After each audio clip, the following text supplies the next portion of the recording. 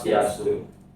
Tugas ini kami buat untuk memenuhi tugas praktek mata pelajaran PPKN. Yaitu kami akan membahas materi ilmu pengetahuan dan teknologi atau IPTEK. Sebelum itu kami akan memperkenalkan diri kami masing-masing terlebih dahulu. Perkenalkan, nama saya Iwo Gede Brahmana Ananda Putra, nomor absen 4. Perkenalkan, nama saya Nikade Samsa Diari Widya Rizka, nomor absen 26. Memperkenalkan, nama saya Iwayan Prasana Sadarata, nomor absen 20. Perkenalkan, nama saya Made Ayu Olivia Pratnya Putri, nomor absen 23. Perkenalkan, nama saya Putri Dimas Sama Putra, absen 16.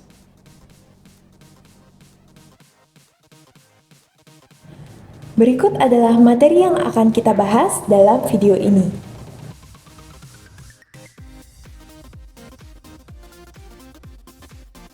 Baik, materi yang akan dibahas kali ini adalah terkait perkembangan IPTEK. Sebelumnya, kita harus mengetahui apa itu IPTEK. IPTEK berasal dari dua kalimat, yakni ilmu pengetahuan dan teknologi. Ilmu pengetahuan mencakup pengetahuan yang diperoleh dari pengamatan eksperimen dan analisis. Sedangkan untuk teknologi, merujuk pada penerapan ilmu pengetahuan untuk merancang, mengembangkan, dan menggunakan alat, mesin, sistem, dan proses pemecahan masalah. Sehingga jika digabungkan, IPTEK secara keseluruhan melibatkan penemuan, pengembangan, dan penerapan pengetahuan dan teknologi untuk memecahkan masalah sosial, mengatasi tantangan lingkungan, dan mendorong kemajuan ekonomi. Selanjutnya ada 3 klasifikasi dasar dari kemajuan teknologi, yaitu yang pertama, kemajuan teknologi yang bersifat sentral. Hal ini terjadi apabila pengeluaran lebih tinggi sama dengan pemasukan. Yang kedua, kemajuan teknologi yang hemat tenaga kerja. Ditandai dengan meningkatnya teknologi secara cepat dan hemat tenaga kerja. Yang ketiga, kemajuan teknologi hemat modal. Ditandai dengan riset yang lebih hemat dibandingkan dengan teknologi lain. Oke, baik. Sekarang saya akan masuk ke pengaruh positif IPTEK di bidang politik, ekonomi, sosial budaya, dan pertahanan dan keamanan. Baik, sekarang kita masuk ke bidang politik. Di sini ada 5. Untuk yang pertama, memberikan dorongan yang besar bagi konsolidasi demokrasi di banyak negara. Yang kedua, meningkatkan hubungan diplomatik antara negara demokrasi. Ketiga, memperluas dan meningkatkan hubungan dan kerjasama antar daerah. Keempat, keikutsertaan rakyat dalam pembangunan daerah. Dan yang terakhir, kelima, keperluan demokrasi untuk kebutuhan politik menggunakan teknologi informasi sampai dengan cepat, efisien, dan aman. Baik, sekarang kita masuk ke bidang ekonomi. Di sini ada 5 juga. Untuk yang pertama, produktivitas dunia industri meningkat, baik dari aspek industri maupun aspek teknologi industri. Yang kedua, ada pertumbuhan ekonomi semakin meningkat. Yang ketiga, ada keterampilan dan pengetahuan pekerja bertambah. Keempat, ada membuka lapangan kerja baru. Dan yang terakhir, kelima, berkembangnya internet banking, SMS, banking, dan e-commerce. Baik, selanjutnya saya akan menjelaskan bidang sosial dan budaya. Yang pertama, akses informasi dan sumber ilmu pendidikan melalui media digital. Yang kedua, mempermudah pola komunikasi masyarakat. Yang ketiga, sosialisasi kebijakan pemerintah lebih cepat sampai ke masyarakat. Yang keempat, informasi terbaru dapat diterima langsung oleh masyarakat. Yang kelima, sistem tata kelola pemerintah semakin tertata. Yang keenam, kebudayaan lokal daerah semakin dikenal luas. Selanjutnya, saya akan menjelaskan bidang pertahanan dan keamanan. Yang pertama, peningkatan keamanan cyber melalui kemuktahiran teknologi. Yang kedua, menyaring berita bohong atau hoax di masyarakat. Yang ketiga, pencegahan peretasan data negara dan masyarakat oleh pihak yang merugikan.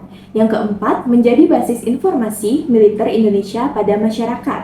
Yang kelima, peningkatan persenjataan dengan rekayasa hardware dan software. Baik, sekarang kita lanjut ke pengaruh negatif IPTEK, yaitu di bidang politik, ekonomi, sosial budaya, pertahanan, dan keamanan. Saya akan menjelaskan di bidang politik. Dampak yang pertama adalah negara tidak lagi dianggap sebagai pemegang kunci pembangunan. Yang kedua, timbulnya demokratisasi atas nama kebebasan. Yang ketiga, adanya ancaman disintegrasi bangsa yang menggoyahkan NKRI. Yang keempat, meningkatnya nilai politik individu, kelompok, dan oposisi. Yang kelima, munculnya fanatisme ras, etnis, dan agama dalam satu forum. Yang keenam, lunturnya nilai politik berdasarkan semangat kekeluargaan, musyawarah, dan gotong royong. Di bidang ekonomi, yang pertama ada banyak tenaga kerja yang menganggur akibat tidak lolos kriteria yang dibutuhkan. Yang kedua, muncul sifat konsumtif di masyarakat. Yang ketiga, aksi penipuan online marak terjadi. Keempat, banyak situs judi online yang beredar di dunia maya. Dan yang kelima, risiko pembelian barang secara online meningkat. Dan masyarakat yang membeli secara online tidak berhadapan langsung dengan penjual, sehingga tidak mendapatkan barang dengan kualitas yang baik.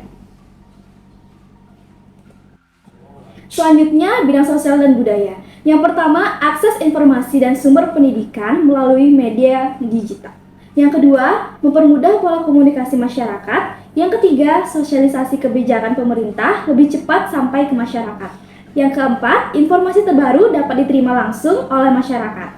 Yang kelima, sistem tata kelola pemerintah semakin tertata. Dan yang keenam, kebudayaan lokal daerah semakin dikenal luas. Yang terakhir, bidang pertahanan dan keamanan. Yang pertama, peningkatan keamanan cyber melalui kemutahiran teknologi. Yang kedua, menyaring berita bohong atau hoax di masyarakat. Yang ketiga, pencegahan peretasan data negara dan masyarakat oleh pihak yang merugikan. Yang keempat, menjadi basis untuk informasi militer Indonesia pada masyarakat. Yang terakhir, yang kelima, peningkatan persenjataan dengan rekayasa, hardware, dan software.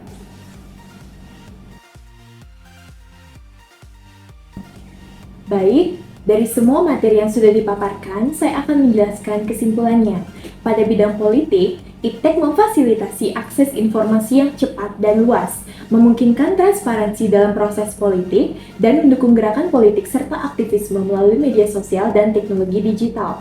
Pada bidang ekonomi, IPTEK mendorong ekonomi melalui inovasi, efisiensi, dan pengembangan sektor e-commerce, fintech, serta startup. Pada bidang sosial dan budaya, IPTEK mengubah cara orang berinteraksi dan berkomunikasi, membawa perubahan dalam budaya dan gaya hidup, serta menghubungkan orang dari berbagai latar belakang secara global. Pada bidang pertahanan dan keamanan, IPTEK memperkuat pertahanan dan keamanan dengan pengembangan teknologi militer, sistem keamanan dan pemantauan wilayah menggunakan drone, satelit, serta sistem keamanan canggih.